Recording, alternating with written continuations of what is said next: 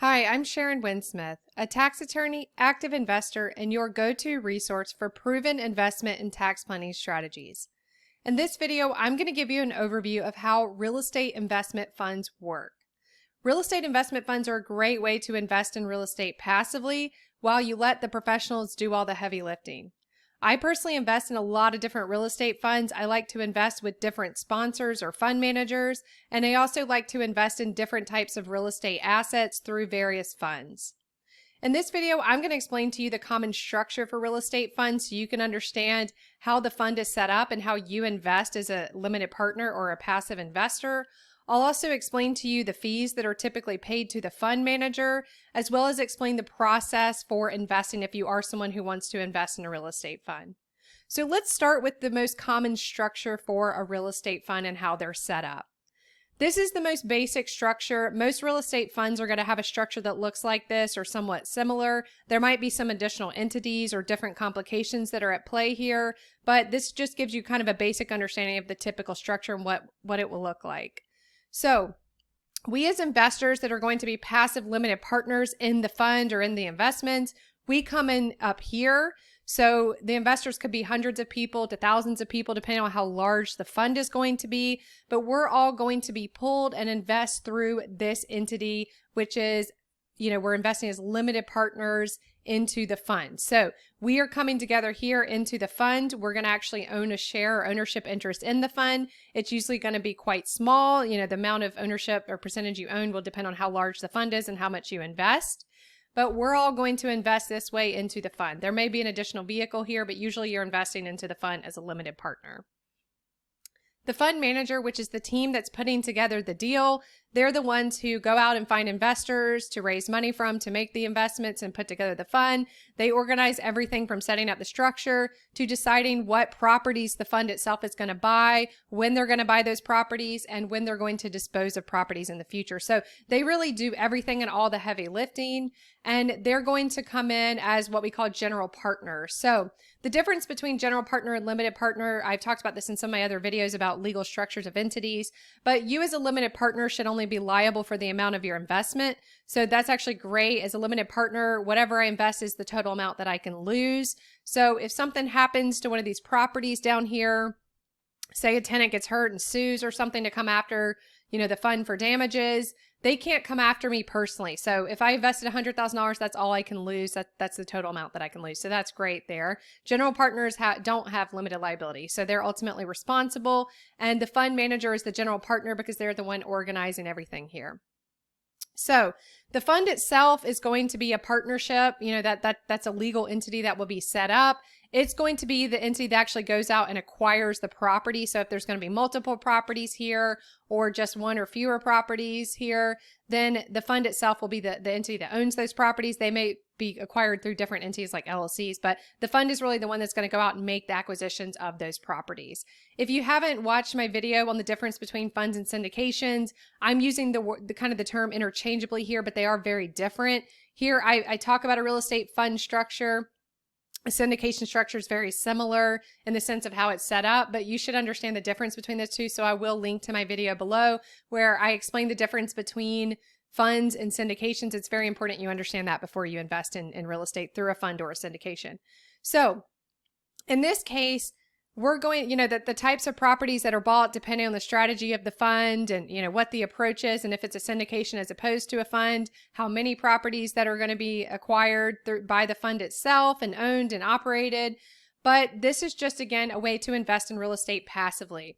So the types of properties will depend on what type of properties the fund wants to set up. If you haven't watched my video on investing in real estate passively, I give a good overview of all the different types of properties that a fund can invest in. So you understand the different types of assets and different types of real estate that you can really own through an investment fund. So check out that video if you want to see a good overview of that. But going back to the structure. So again, this is the typical structure for owning the properties, and you as an investor are going to come into the fund as a limited partner.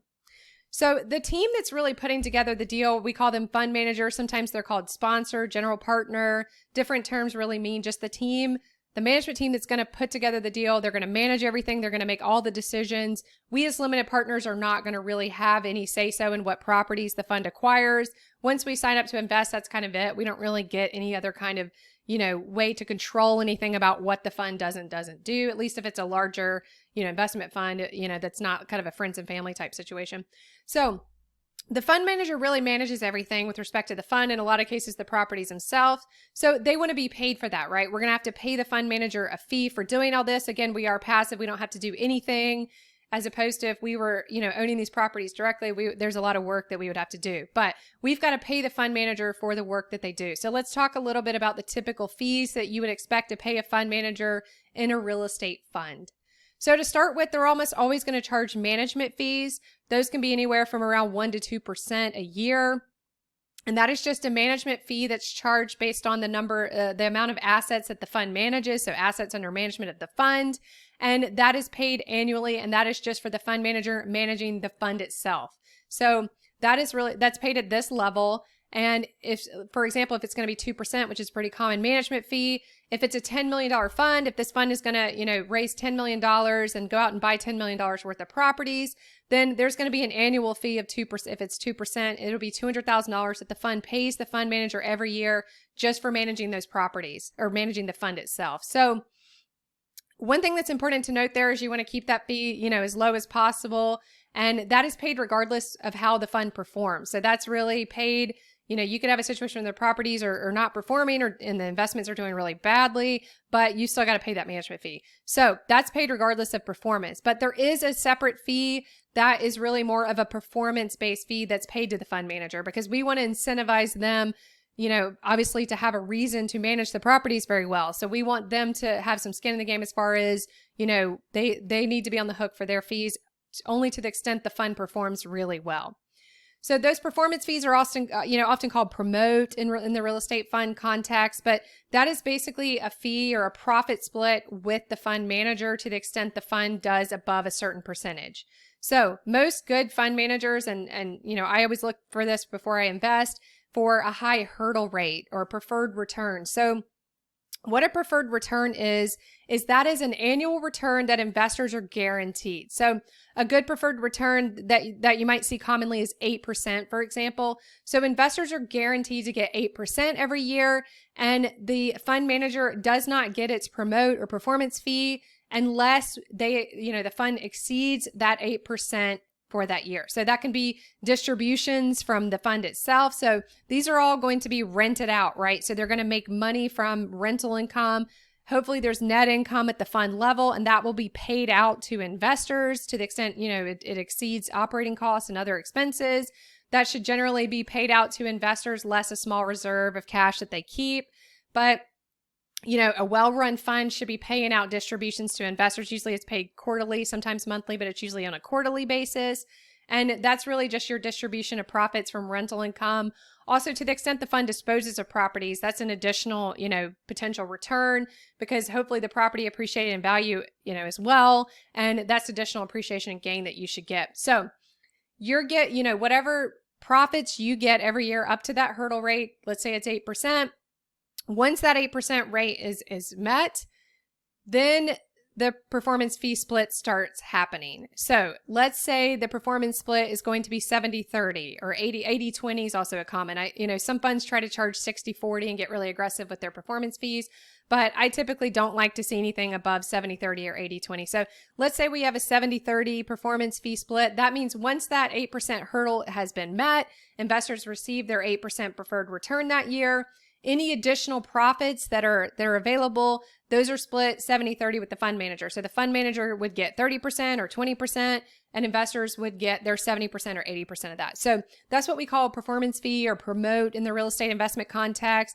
In private equity and venture capital, you typically think of that as carried interest. So it's a little bit different the way that works. But that is just a fee that the manager gets based on the performance and distributions of profits from the fund. There could be in the real estate fund context other fees. There can be property management fees. So somebody's got to manage these properties. They're very large properties in some cases, but there's got to be someone who manages, repairs and renovations and, dealing with tenants and just doing the day-to-day operation of the properties. That is commonly also going to be the same team or a similar team that is the fund manager. So they may have a separate entity that I don't have depicted here. That could be, fund manager property entity. and the fund may be paying a property management fee. It's different from these management fees. It may be a property management fee paid to that property management entity. In a lot of cases, there'll be a similar ownership of that property management entity to the fund manager entity, and that is just another way that they get fees from this deal. But we would have had to pay someone to manage the property, so as long as that property management fee is reasonable and in line with industry standards, you shouldn't be upset about paying that, because you have to pay somebody to manage the properties, right? So other types of funds, fees that could be payable here is sometimes fund managers charge an acquisition or disposition fee. So if they arrange and facilitate the acquisition or disposition of properties throughout the duration of the fund, they may charge an acquisition or disposition fee. Also, sometimes, very commonly, we're going to use debt as part of funding the purchase of the properties. So, there's a financing fee that sometimes fund managers will charge for, putting together and facilitating the ability to get that financing. Acquisition, disposition, and financing fees, I would try to keep those as minimum as possible. You don't want those to eat into your returns further. So if they are charging those for some reason, make sure they're as little as possible, because you don't want to pay, a lot of excess fees in addition to what you're already paying here. So that's a good overview of the fees that you commonly expect to pay fund managers. It's important that you understand what fees you are going to pay, because that's going to have a big impact on your returns from your investments here. And obviously, the higher the fees, the less your returns are going to be, because, they're going to eat into the profits that you would otherwise be distributed.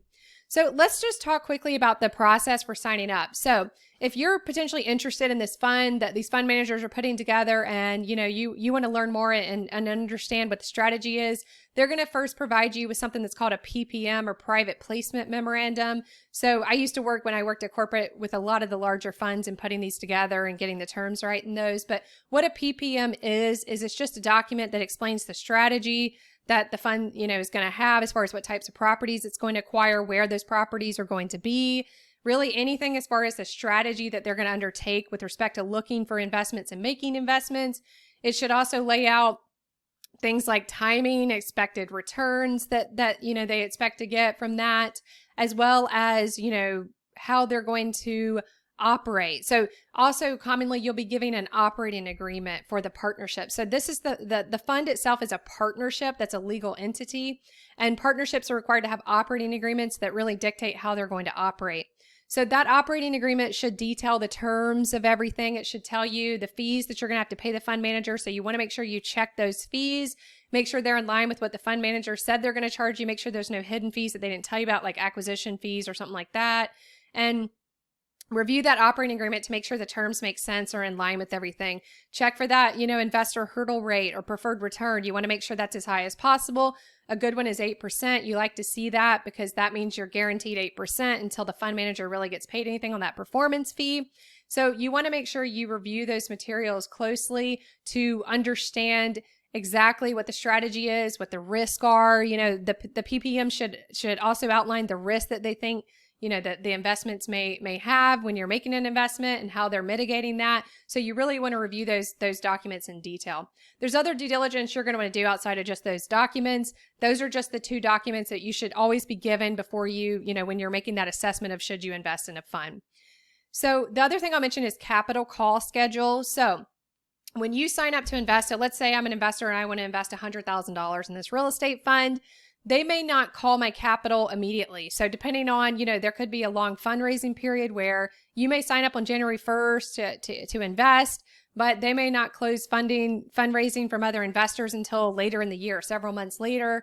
They may not call your capital for a long time. I invest in funds. It's not as common with real estate funds, but some funds even are over several years that they're going to call your capital. But what calling capital means is I sign up to say I invest $100,000. When do I actually have to give that $100,000 to the fund? When are they going to call that capital?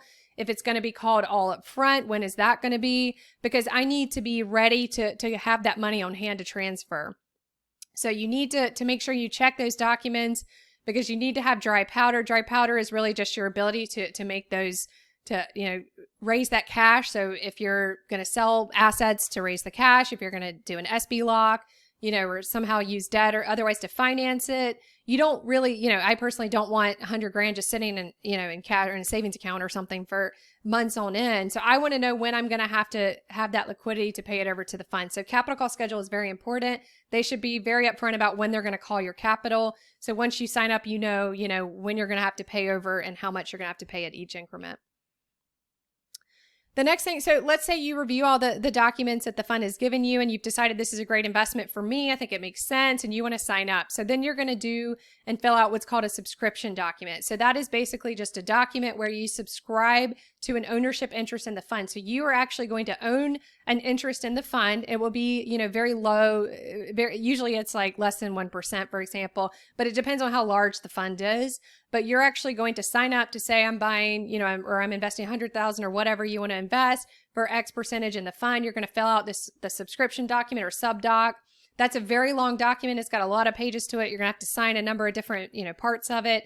So also you're going to have to fill out a W-9, which is a tax form, because you are getting money from the fund. You're going to get distributions throughout, your investments. So they have to have W-9s on hand for you. If you're investing through an LLC, so I always invest in real estate funds for my Wyoming LLC.